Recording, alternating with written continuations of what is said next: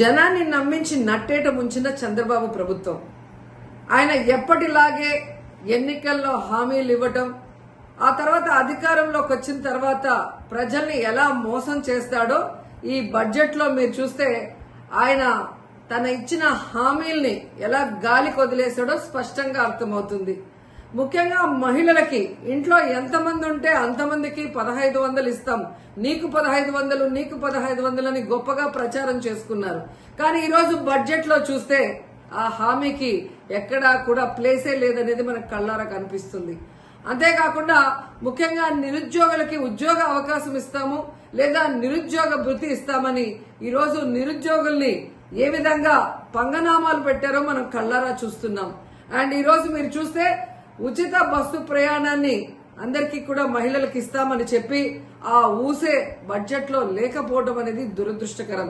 ఇక ముఖ్యంగా చదువుకున్న పిల్లలు వాళ్ళకి ఇచ్చే తల్లికి వందనం. సో ప్రతి సంవత్సరం 12,400 కోట్లకు పైగా అవుతుంది. అంటే 2 సంవత్సరాలకి కలిపి 25,000 కోట్లు ఈరోజు బడ్జెట్ లో కేటాయించాల్సి ఉంటే కేవలం 9,400 కోట్లు మాత్రమే కేటాయించారు.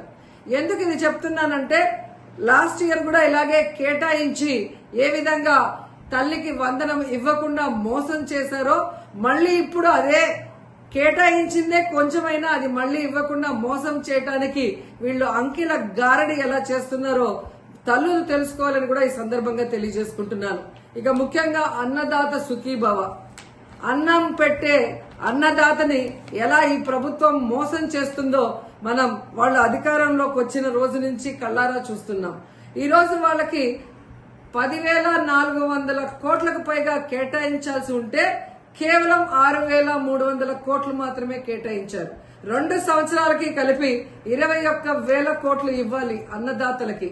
కానీ ఇప్పటి వరకు ఒక పైసా కూడా ఇవ్వకుండా వారి నడ్డి ఎలా విరిచారో మనం కళ్ళారా చూస్తున్నాం. ఇక మీరు చూస్తే డ్వాక్రా మహిళలకి ఈ బడ్జెట్ ఎలా టోక్రా ఇచ్చిందో అందరూ కూడా చూసి ఏడుస్తున్నారు.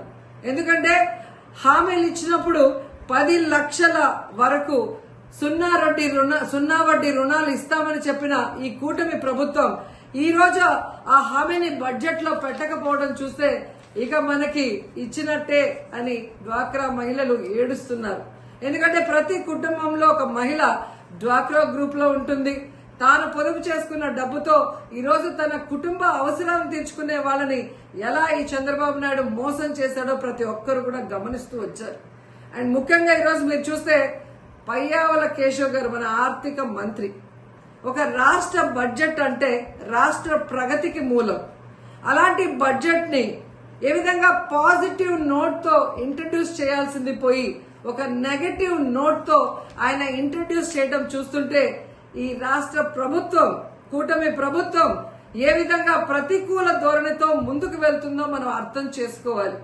ఎందుకంటే ఆర్థిక మంత్రి తన ప్రసంగంలో నీతి ఆయోగ్ చెప్పినట్టు రాష్ట్ర రుణ పరిమితి 0గా మారింది అన్నారు. మరి అదే మంత్రి ముగుస్తున్న ఆర్థిక సంవత్సరానికి 1,00,000 కోట్లు అప్పులు చేశాము, ప్రస్తుత ప్రవేశపెట్టిన ఈ బడ్జెట్ అంచనాల మేరకు ఇంకా 75,000 పైచిలుకు కోట్ల రూపాయలని అప్పులు చేయబోతున్నామని ఎలా ధైర్యంగా చెప్పారో ఆయన ఈ రాష్ట్ర ప్రజలకు చెప్పాల్సిన అవసరం ఉందని కూడా ఈ సందర్భంగా తెలియజేసుకుంటున్నాను.